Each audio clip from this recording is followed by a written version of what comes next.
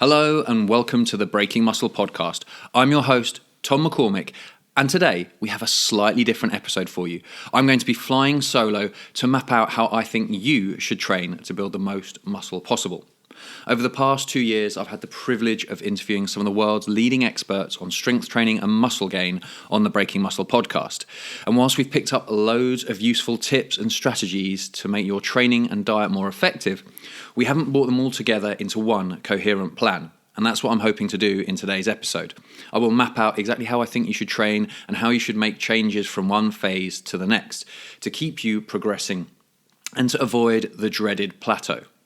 When I speak to you guys, what I hear most commonly is that you give up on reaching your goals because you either hit a plateau and you just don't know how to get past it despite trying all sorts of different strategies, or you get injured.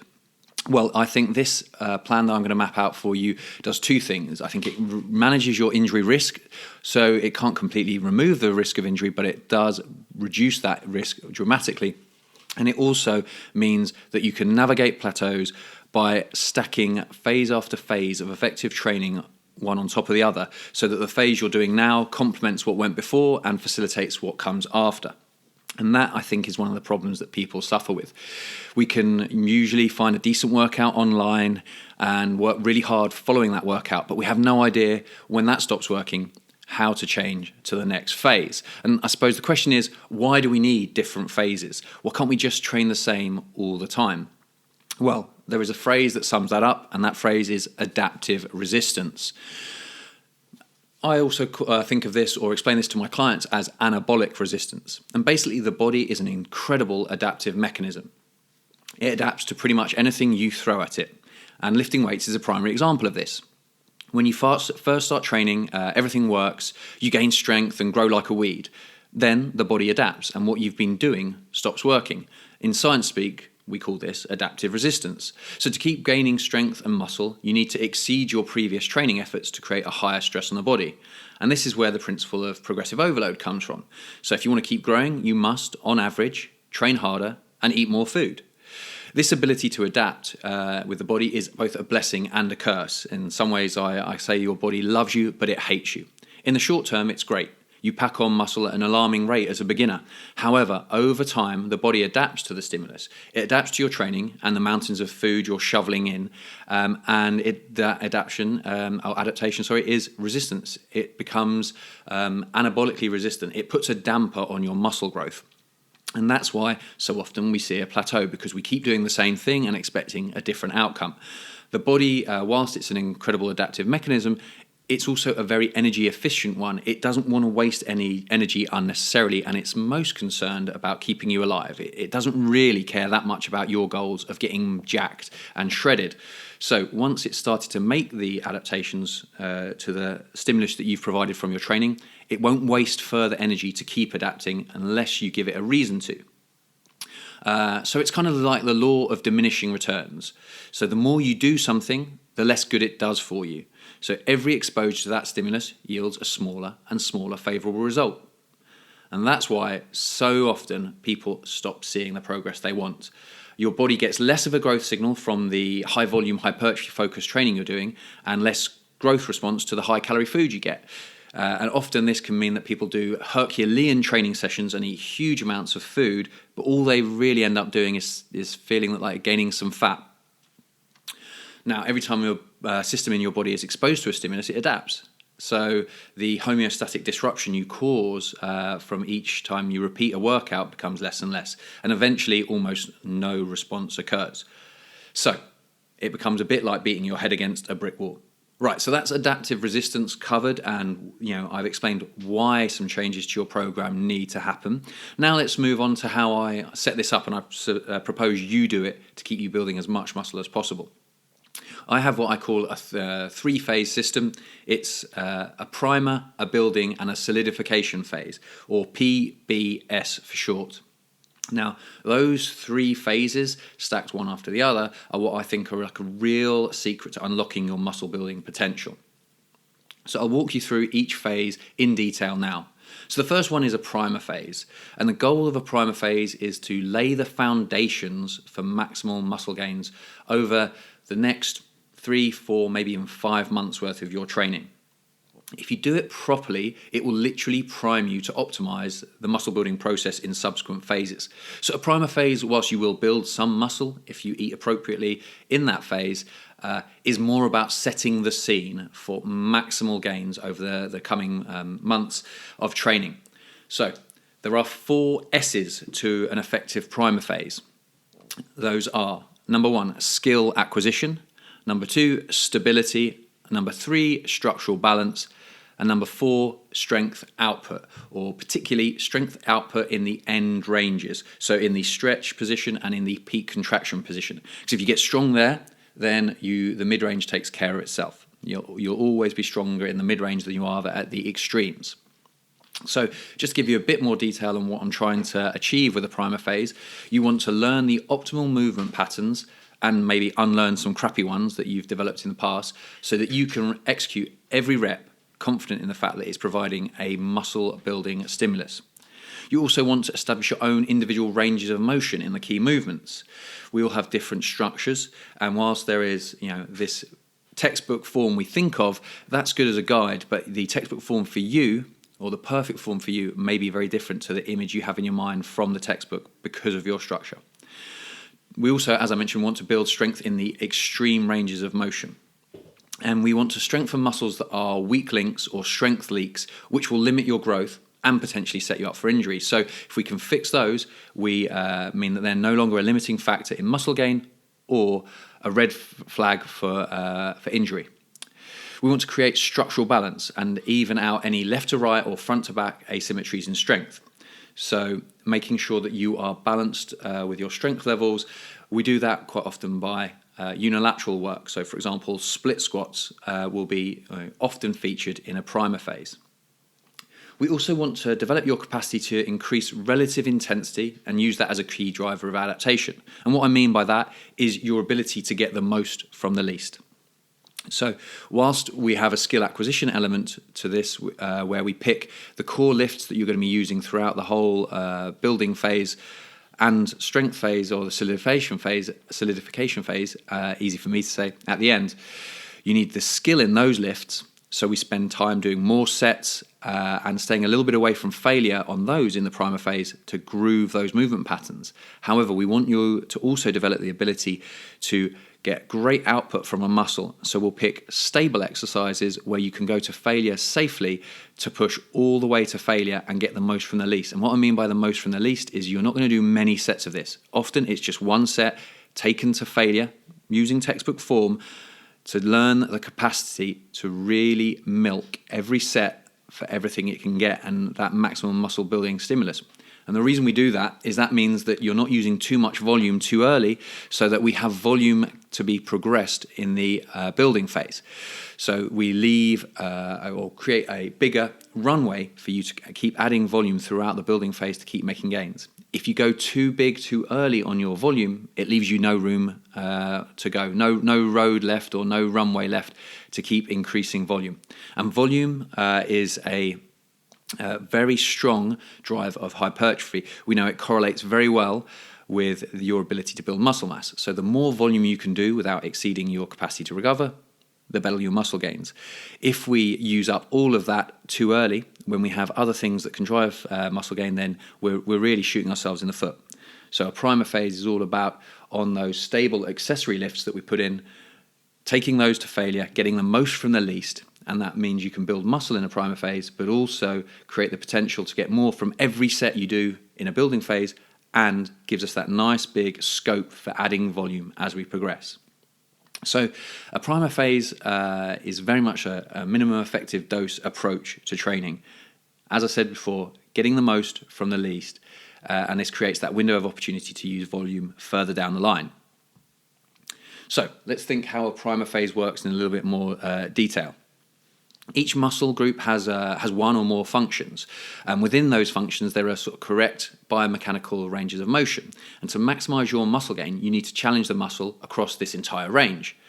Now, sadly, most guys fail to do this. Their form isn't good enough. As weight gets heavy, they cut range, or they use momentum to bounce the weight and lose control and take tension off the target muscle. Well, building muscle is attention dependent outcome, and you need that tension. Without tension on a muscle, there is not a signal to grow. Tricking yourself into thinking you're making progress by moving a lot away from A to B is not the best way to build muscle. It's a good way to get good at posting big numbers, but that doesn't necessarily translate into muscle building. We need tension across the fibers for as much time as possible to get that muscle building stimulus. So if you think of it, at the top and the bottom of a lift, there where most people let gravity take over or momentum do the work for them. This is like a nice quote for this is I heard Ben Pekulski, who's an IFBB pro, call this fool's gold. So don't make the mistake of letting gravity and momentum do the work for you. We need to make the muscle do the work, because for a muscle to adapt, it needs to have been under stimulus and under tension. So a primer phase can eradicate this issue. If you learn what the right range for you is and how to maintain tension throughout the entire range, then you set yourself up for superior progress in future. It's basically an investment in future gains. It only takes a little bit of practice, and you can ingrain those key movement patterns and techniques and the mental cues you need to be thinking of to make every single rep of every single set maximally effective. And if you're wondering how this works, have you ever seen a guy or train with someone who seems to lift maybe lighter weights to you or similar weights to you for the same amount of sets and reps, but they look way more muscular? One of the key reasons for that is the execution of each one of their reps. They get more from every rep than you do.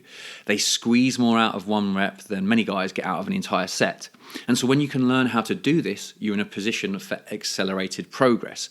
And a primer phase will teach you exactly how to do that. Now, the other thing I mentioned about a primer phase is fixing weak links. One of the factors that holds people back from building muscle is that a weak link in the chain prevents you from being able to fully challenge bigger and stronger muscles. So if you think about a pressing exercise, for example, often people fail to challenge their chest on a bench press variation because not necessarily a weakness in their triceps and delts, but perhaps lack of shoulder blade or scapular stability or external rotator strength. And because those muscles aren't strong enough, the target muscle is never fully challenged and therefore never fully developed. So strategically selecting exercises to support that will help. Building on that, you can think of muscles as joint movers versus joint controllers. Now, this is a term that Tom Purvis, one of the guests on the show before, mentioned. A car needs big horsepower and precision tracking to go fast. So the joint mover, the target muscle, the big muscle we're looking to train, that's the joint mover.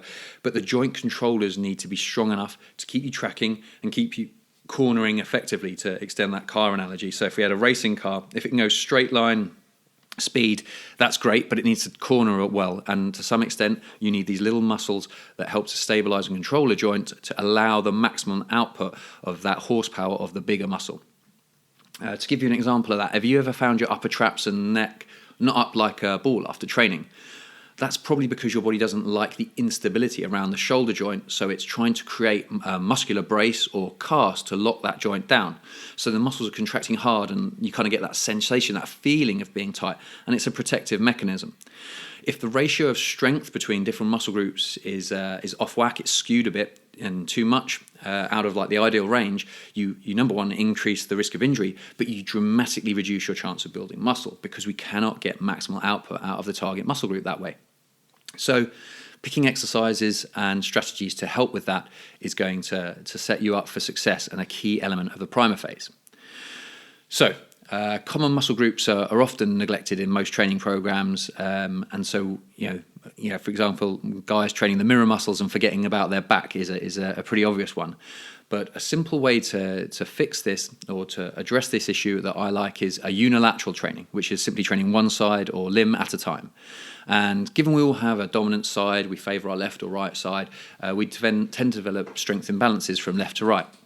And if you only ever do bilateral lifts for your legs, for example, so if you only ever do squats, leg press, deadlifts, hack squats, it means over time our tendency to favour our dominant leg means it does more of the workload. And then we create that gap between right and left gets bigger and bigger. The dominant side takes more stress during these lifts and becomes slightly stronger and more muscular. And if you leave that unchecked, this is going to become a negative downward spiral over time, which is going to limit your progress because you're going to be so much stronger on one side that every time you do a bilateral lift, that one's doing most of the work. And you find, like, for example, your right leg's much bigger than your left. Likewise, that's going to become a problem in time because it's going to mean you have a body weight shift, and under heavy load you don't want your hip shifting under a squat, for example. So that's going to increase injury risk, and is why it's so important to include unilateral training in a primer phase. The overall or the overarching concept I want you to get in a primer phase is to think of this quote, which is execute, don't exercise, and that's quite taken from Joe Bennett. But this is a variation of the saying, train, don't just work out. And your training has a purpose, an outcome, a goal. Working out is just exercising for the sake of it to get a sweat. And we want to be training. So with execution, I want you to think about perfecting your execution of every rep and developing the discipline of keeping the tension where you want it. And this is a real challenge when the set gets hard. When fatigue kicks in and your body's screaming at you that the lactic acid is burning, you're going to want to find the path of least resistance. And often, guys, you start wriggling around and squirming around, trying to move the weight any way you can, trying to shift that tension elsewhere. Well, that's not what we want. Sadly, if you want to build muscle, you need to get comfortable being uncomfortable and move that weight by using the target muscle. So the whole time we're thinking about developing the skill of execution. And this allows you to use the intensity of effort as a driver of growth. So as I said in the intro, in a building phase, we're going to look to increase training volume, but we want to get the most from the least, the minimal effective dose in a primer phase. So intensity of effort, I simply mean your reps in reserve, your proximity to failure. We're going to take lifts where you're in a stable position in a primer phase. After you've done your skill work and your unilateral work, you might, for your lower body, for example, you might have a squat pattern that you do for a reasonable number of sets, but quite far from failure to groove the movement pattern. Then we train stability and structural balance by doing a split squat. And then to finish off the quads, you might get into a leg press or a leg extension where you're nice and stable. You can fail safely, but you can focus on making sure the target muscle is doing the work, making sure your quads are doing everything and we're not wriggling around and getting other things. And then you can develop the skill of being able to push to failure whilst keeping the tension where we want it. And if you can develop that skill, then in long term and further down the line in the building phase, it's going to pay back in massive dividends because every set is going to be more effective.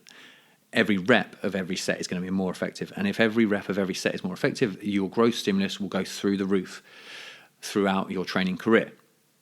Okay, think of it this way. So you may have been able to do 60 kilos for 10 reps on a leg extension before, but actually only 6 of those were sort of good muscle building reps because you started to get sloppy and started compensating and using momentum. But by the end of a primer phase, you're able to grind out 10 stimulating reps without compromising 4. 10 perfect reps where the tension is where we want it and it never deviates from there. That skill means you can take a minimum effective dose into your building phase, and then from there we can add volume over time and get more and more muscle building stimulus where every rep of every set is stimulating. So a primer phase is basically powerful because it opens up a window of opportunity, and that ability to take training to failure safely and with perfect execution opens up an opportunity for added volume to increase gains in future training phases, which I think of essentially you've created a longer runway for muscle growth long term. So you can put more phases now, more months can be spent growing before we run out of runway and gains dry up, because you're able to then keep adding volume from a low starting point. So here's some execution guidelines for you in a primer phase. These are just overarching principles to make sure every rep is as effective as possible. So number one, I think it all starts with your setup. Get yourself into a good position and bias the target muscle. So you set yourself up so that the muscle you want to be doing the work is mechanically in the position that it's going to do most of the work. Then you want to maintain that setup. Don't move around it. So maintain your posture. You have a perfect posture that we want you in. Stay there. Don't let that little devil on your shoulder that's kind of trying to persuade you to work away, get away from the pain and the discomfort. shift you. Stay in perfect posture and maintain that throughout the entire set. Remember that you control the weight. The weight does not control you. I want you to think about pausing at the bottom of the lift to remove momentum on every rep. So we then initiate with the target muscle. Flex the target muscle to move the weight. Don't hit the bottom and bounce. Park it at the bottom of a rep and then contract the target muscle to move the weight. This might mean you have to use a little bit less weight at first, but trust me, it's worth it. Performing reps in this very deliberate manner that I've sort of just outlined there, your muscles will be burning. You will feel a quality of contraction you haven't experienced before. And this is all part of the plan, and it sets you up for success. So don't sabotage this by letting your ego take over. This is not the time to be chasing weights that are too heavy for you, because it will ruin the effectiveness and the whole point of this primer phase and getting perfect execution. Okay, so with an primer phase out of the way, just quickly on that. Generally, a primer phase I have set up as a 4-day-a-week, 2 upper body, 2 lower body sessions. I find that extremely effective. So once you've got a primer phase out of the way, which I think lasts 3 to 4 weeks for most people, you can then transition to the building phase. And this is the really fun part. With firm foundations in place, it's time to build on them. You can now capitalize on the groundwork you've done by using your primer phase as the launch pad into a productive building phase. So with a building phase, there's 2 key concepts I want you to think of first of all, and those are the drivers of hypertrophy that are most effective. By far and away, the most effective driver of hypertrophy is mechanical tension. I've talked before about the importance of having tension on the muscle. Essentially, building muscle is a tension-dependent endeavor. So we want to place high levels of mechanical tension across a muscle, and that is going to be the bias for a building phase. We're going to spend most of our time focusing on techniques that allow you to place lots of mechanical tension through the muscle. So the rep range, I would suggest, is mostly between 6 and 15 reps. That gives you a nice balance of being able to create high levels of mechanical tension, also a little bit of metabolic stress, but good quality of reps so that you beyond the 15 rep point on lots of lifts, form gets sloppy, and no matter how hard they try to maintain that perfect form that they developed in the primer phase, fatigue gets the better of them. So most of your work in the 6 to 15 rep range is going to achieve that. Now, the rep range is what I find the body adapts to the quickest. So we're going to vary rep ranges before we vary anything else in your program. I don't want you chopping and changing exercises all the time. Exercises are skills. Now, you may find this hard to believe compared to, say, like doing driving an F1 car like we talked earlier. There's lots of skill involved in that. Squatting, maybe not quite so skill-based and so complex, but it's still a skill. And then there's a whole spectrum, like you get down to a leg extension, there's a skill element to it, but that amount of skill and how long it takes to master it is much less. So in the building phase, with the skill-based lifts, we will perhaps start out with keep those in for the entire building phase. Your building phase may be 12 to 15 weeks long, perhaps even longer if you're seeing great results. But I tend to break it into 4 mini blocks, and I will keep my core lifts in for all 4. And usually my core lifts, I'm talking about a squatting pattern, a hip hinge pattern, a push and a pull. And 4 exercises will be in for the duration of my whole building phase. In that phase 1, I take a leaf out of Brian Haycock, another guest on the show, and his hypertrophy-specific training. We're looking at a couple of sets, 2 sets, maybe in the 12 to 15 rep range. And then we use a fairly linear pattern. Phase 2, maybe it's 3 sets of 10 reps. And phase 3, we're at 4 sets of 6 reps. And the reason that works so well is because you get to increase load on the bar. So you get progressive overload via weight. The one downside that often people get with that is that they do less overall volume because as the reps come down, you're obviously doing less volume. If volume is sets times reps times load, then as reps come down, even though the weight goes up, the weight doesn't increase by enough to do more overall volume. But if we add a set each time that we drop a rep bracket, then you're actually finding your volume goes up and mechanical tension is going up because you're handling heavier weights. And it's an incredibly effective strategy, and Brian highlighted that in his episode brilliantly about why that's so effective. Now, you cannot do that indefinitely, otherwise we'd end up with doing like 12 sets of 3 and thinking it was a massive muscle building stimulus, eventually your body will not be able to recover. But what I've found is that over 3 phases, you can do pretty well with that. So just to recap, phase 1 might be 2 sets of 12 to 15 reps. Phase 2 is 3 sets of 10, and phase 3 is 4 sets of 6 reps. Now, the reason I have those 3 phases is for about 9 to 12 weeks on average, I think that works really well. Fairly linear progression in weight, and just improving your execution of each one of those lifts in heavier weights is a really good muscle building stimulus. But as I talked earlier, adaptive resistance does kick in, and the body will stop growing based on that just straight sets and driving mechanical tension. And that's where we throw in the final phase of a building phase, the little mini sub-phase is a metabolic stress phase. Metabolic stress is essentially the pump, the burn, that sort of acid-like feeling you feel in the muscle, and that cell swelling effect. And it is a driver of hypertrophy and quite an effective one. What I found is it's only really effective for about a month though, and that's why we save it for the final phase. It's the kitchen sink approach. When muscle growth is starting to slow down and anabolic resistance is starting to kick in, we have one last roll of the dice to keep you growing, and that is where we throw in a metabolic stress phase. Basically, you get the last little bit of muscle it's possible for you to build in this building phase before anabolic resistance fully kicks in. And then once you've got those results, it's time to transition into the solidification phase. Now, just to map out how a metabolic stress phase might look, we still want to try and get some mechanical tension in there because it is still an effective muscle building stimulus, and whilst you're a bit resistant to it, we also want to maintain that capacity to be strong. The way that I find that has worked incredibly well in metabolic stress phases is you work up to a top set of one of your core lifts, so those 4 lifts I talked about earlier, a squat pattern, a hip hinge, a push and a pull. You work up to a heavy set of 6. Then you do one back off set of about 12. And then we've pretty much ticked off the hypertrophy rep range, that 6 to 12 rep range that's so popular. You've done mechanical tension with a lower rep set of 6, but also a moderate rep range of 12. Tick that off. We've maintained the mechanical stress stimulus coming in.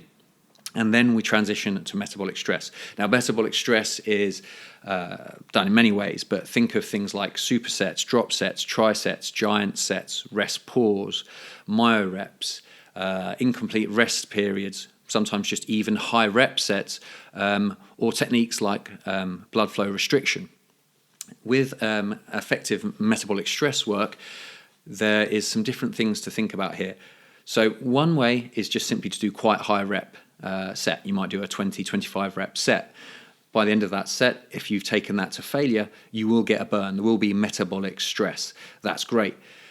The thing I want you to think about here is how you manipulate your rest periods. With that, the set itself caused the metabolic stress. So you want to give yourself actually fairly decent recovery between sets so you can go again and create metabolic stress in the subsequent set.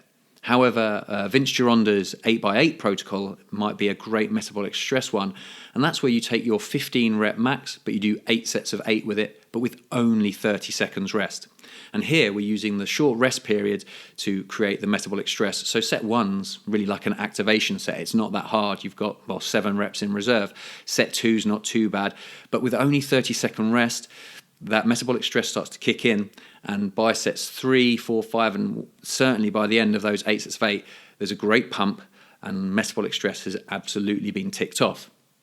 Likewise, if you're doing drop sets, you want to think about your rest there, a bit like a high rep set. At the end of that set, you have just one drop set. Say you pick a load, go to failure, drop it 15 to 20%, go to failure again.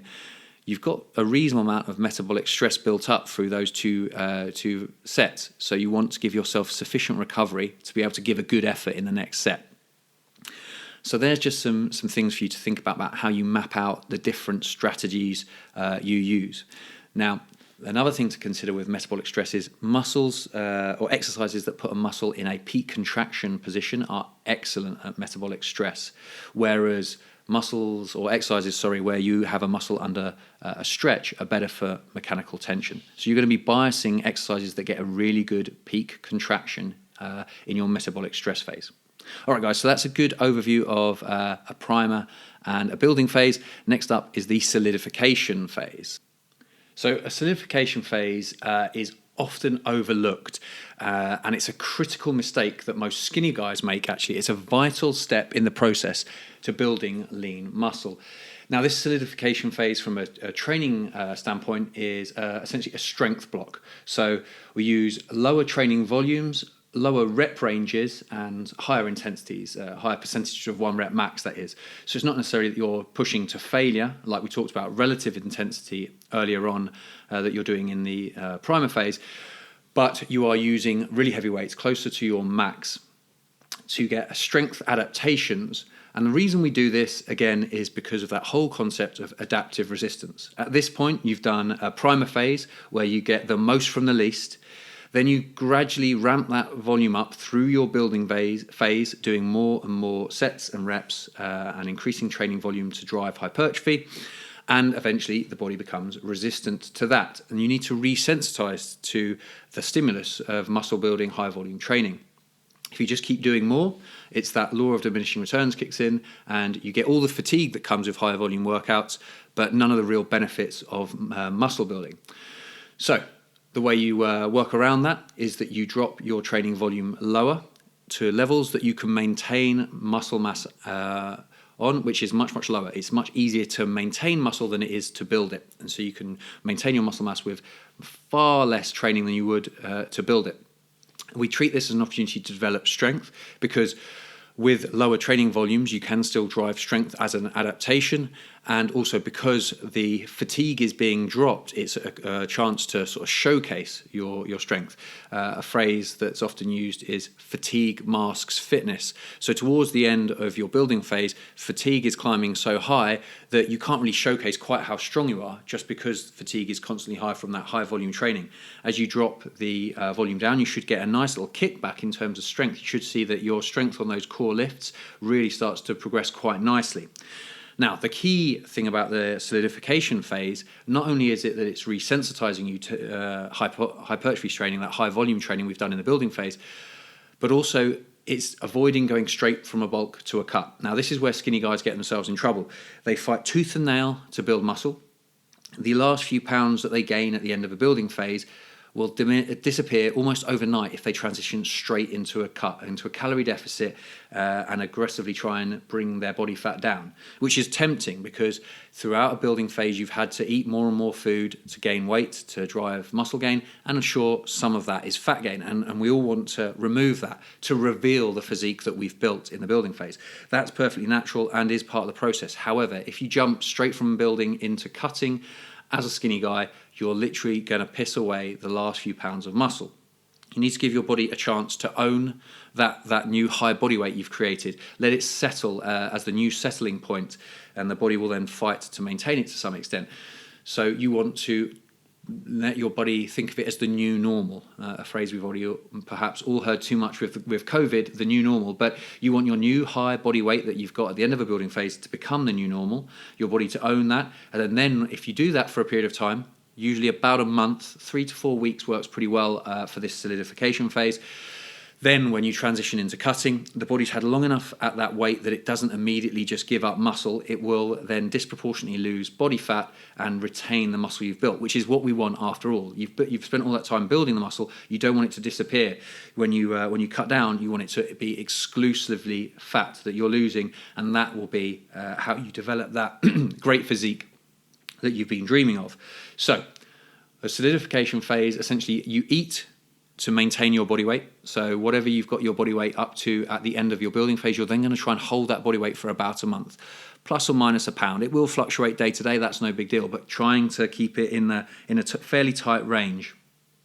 You're bringing training volume down so that you can reduce fatigue and resensitize towards muscle building in future with high volumes, and also a chance to develop strength, which means that when you go back into future building phases, you can handle more weight at a given rep range and provide a bigger training stimulus and a bigger growth stimulus in future building phases. So That wraps up the solidification phase, essentially. With that, I would bring training volume, like I said, down. I'd probably bring frequency down as well. Often it's just a 3 times a week whole body routine, doing the least to maintain muscle mass and drive strength. So you may be doing 3 sets of 5 just on some compound lifts for the major muscle groups. So we've got our squat, our hip hinge, our press, our pull, like we talked about. A solidification phase could quite simply be going in and hitting those 3 exercises or close variants of them for 3 sets of 5, job done. Take reasonable rest periods between sets to keep quality high, but get in, get it done, get out, and you should feel refreshed at the end of these sessions. Whereas if I'm honest, at the end of the building phase, you're going to feel pretty drained, pretty fatigued, because we're pushing volume so high. Now, that whole process has been put together to allow you to keep progressing, and as the body adapts to a certain stimulus, change it just enough to keep you going and keep you developing, keep you growing, until the point where we run into that dead end and you can't force adaptations that way anymore. Then we pivot, make a small change again, and keep progressing. Now, you then put these cycles back to back. So primer, build, solidification. You can cycle through that process back to back and get great results. Just to recap, a primer phase is usually 3 to 4 weeks, a building phase is often 12 to 15 weeks, and the solidification phase, 3 to 4 weeks. After that, I've identified you may, having bulked up and solidified, you may then want to cut down. Now, if you want to get lean enough to go again into another building phase, a mini cut will do it. So between 2 and 6 weeks, depending on your body fat and how you feel about it. A lot of that will be driven by actually how comfortable you are and how lean you want to get. But a mini cut is not getting shredded or photo shoot ready or stage ready for a competitive bodybuilding show. It's just getting lean enough to be in a good position to grow again. So you can actually do that by training in the primer style, but bringing calories at just below maintenance so that you're in a deficit. Then you would go straight into the building phase after that. Alternatively, you can put a slightly more aggressive cut in where your deficit's larger and you try and drop quicker. With a mini cut, usually I suggest you're losing between 1 and 2% of your body weight per week. And then you do that for a maximum of 6 weeks. Like I say, this is not a getting shredded for a bodybuilding stage. This is just getting lean enough to grow. And I find that once you've been through the primer, build, solidification process once, you can actually use the primer style training and combine it with a calorie deficit to get the mini cut done, but whilst also priming yourself for another robust growth stage by fixing any imbalances that are developed at the end of your strength phase and putting you in a great place to grow again. And then basically it's a cyclical process, cyclical bodybuilding. And each time you go through it, you'll be little bit bigger and a little bit leaner, and you repeat. And essentially you can do that pretty much ad infinitum and do this for the rest of your career. Obviously, you'll want to make some changes to exercise selection, training frequency, a little bit, some of the details, but the basic principles of primer, build, solidify, mini cut will hold you in a great position, stand you in great stead for your whole lifting career.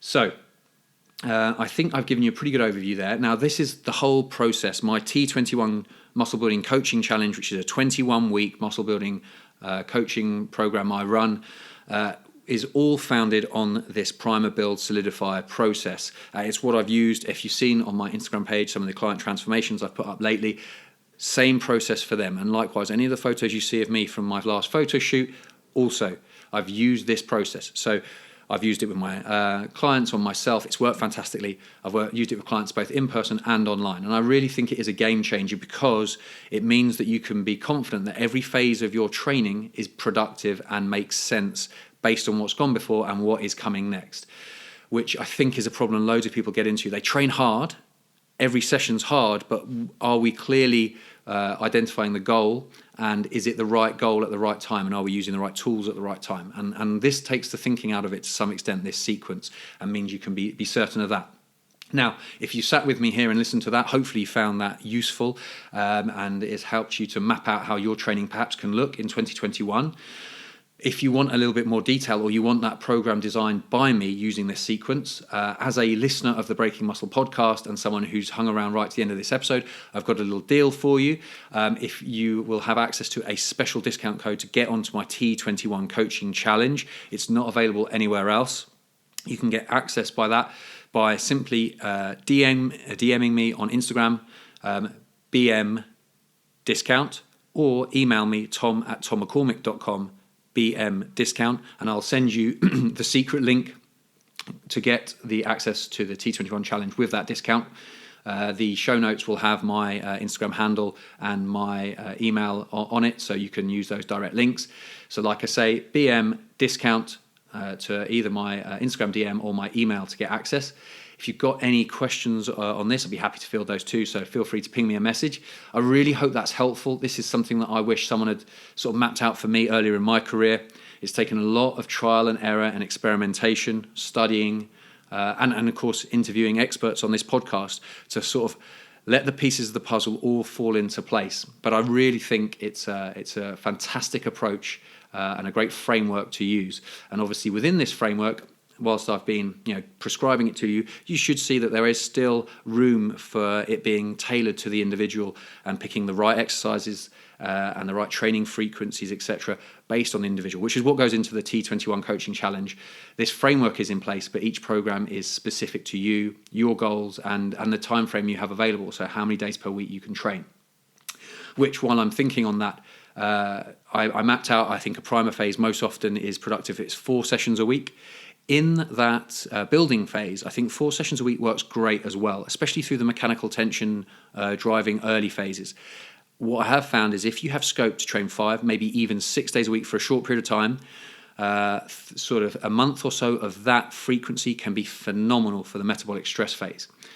So if you're thinking about how you can manipulate things to get high volumes in, but still good quality, you can increase your training frequency into that phase. And then, like I said, the solidification phase, I think works brilliantly if you just drop it down to 3 sessions a week. On this, you focus on performance. So in the gym, your strength should be going up. We're not looking to pack on weight. We're looking to maintain your weight, drop fatigue, increase recovery, easy for me to say there, and facilitate future muscle building. No, so it's this, it's just, again, it's all setting you up for the future. Every program we do should be thinking about how do I build on what went before and how do I set up what's going to come after. And that's the core concept behind primer, build, solidification. Right, guys, I will wrap up there. I hope you found that useful. If you have, please get in contact. Let me know. Take a screenshot of the episode, tag me in it, pop it on Instagram. I'd really appreciate that. And until next time, I will have some great interviews, got some great guests lined up. Look forward to seeing you then. Speak to you soon, and if I don't speak to you before, if you don't hear me before Christmas, have a fantastic Christmas, spending some quality time with your family, and here's to a strong 2021. That wraps up today's episode. Thank you so much for investing your time with us. We really appreciate it. If you enjoyed what you heard and took value from it, please do me a favour by heading to iTunes right now, subscribing to the show, and leaving a review. Positive reviews, like 5 stars, hint, hint, really help the ranking of the show and will help us to spread the word and keep getting top-class guests on. Make sure to follow Breaking Muscle on social media and me at Tom MacCormick, that's TOMMACCORMICK on Instagram. Bye for now, and I'm looking forward to catching you on the next episode of the Breaking Muscle podcast.